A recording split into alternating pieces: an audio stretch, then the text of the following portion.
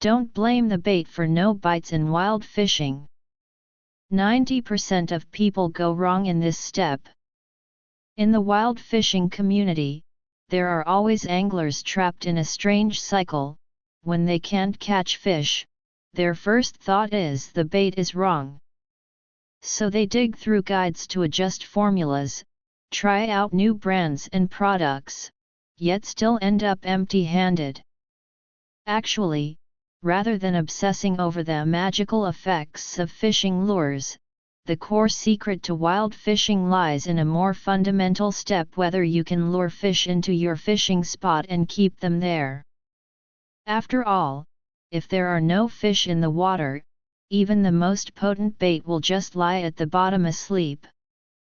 Many anglers have had such experiences, seeing the angler in the next spot reeling in fish one after another.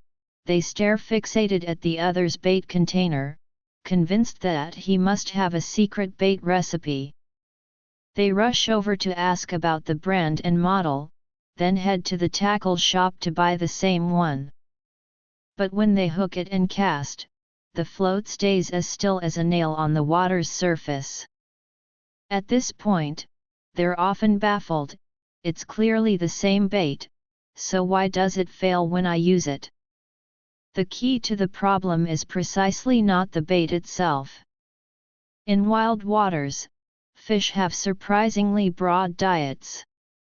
As long as the bait's flavor isn't completely off, like using a pungent, stinky saltwater bait in waters where crucian carp swim, or heavy, greasy meat bait in summer, most fish lured into the spot won't be picky. What truly sets anglers apart is their skill in luring and retaining fish. It's like running a restaurant. If you pick a remote location where customers can't even find the door, no matter how fancy the menu, you'll just be left fretting over empty tables. Take winter fishing for large crucian carp, for example. The simplest method of chumming often works best. Toss half a pot of crushed rice to make a chum, wait a while, then fish with earthworms. You'll usually get a decent catch. The key here is using enough quantity. Experienced anglers know that while millet lures fish quickly, a handful or two will only keep them around for 30 minutes, they'll peck a few times and scatter. But if you dump enough chum to create a feeding zone on the bottom, fish will stay to eat their fill in a safe environment and won't leave easily. Some think using too much chum is a waste, but that's miscalculating. Fish in natural waters are always half hungry. With ample chum, you might lure hundreds of fish. Even if only half bite, you'll easily catch over 100. With a little chum, you'll attract at most 7 or 8 fish. Even if all bite, your haul will be meager.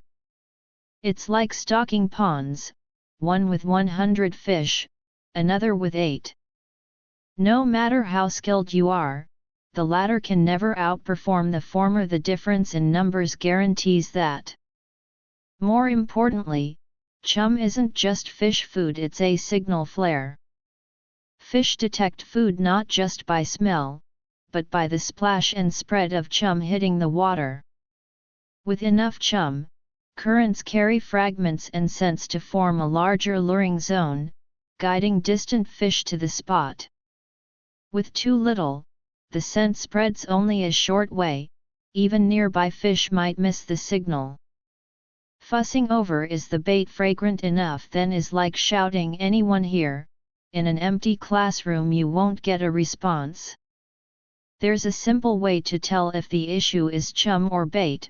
When you get no bites, check nearby anglers' keep nets. If no one's catching fish, it's likely due to weather, water temperature, or other environmental factors, not the bait. If others are reeling in fish while you sit idle, observe their spot. Is it near weeds or eddies where fish hide? Did they toss a handful or half a basin of chum? Did they wait long enough for fish to gather? These details matter more than bait formulas. I once met an angler who carried half a sack of corn and a basket of earthworms every trip. After picking a spot, he'd toss half the corn to chum, then sit back sipping tea. Others mocked him for wasting chum, but he'd start catching fish after 2 hours, with the half-day haul exceeding everyone else's combined. He'd say, "Fish are like people, they go where it's busy. Make your chum spot feel like a bustling market, and fish will come. Make it like an empty store, and who'd visit?" The joy of wild fishing lies in competing with nature. Instead of trusting magic bait myths, study the logic of luring fish, pick the right spot, use enough chum, wait for fish to gather. When your spot bubbles with fish activity, you'll find even a plain corn kernel can hook a heavy fish after all. For fish, having food matters more than tasty food. For anglers, fish in the spot matters more than magic bait.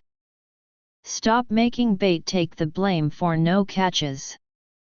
The key to wild fishing success has always been the basics of luring fish into the spot. Nourish a thriving chum, and fish will show you. Any bait tastes good. Author bio: I'm a passionate angler and sharing focused content creator. Follow me to exchange fishing tips and chat about every detail of wild fishing. Like, save, and follow to never miss updates.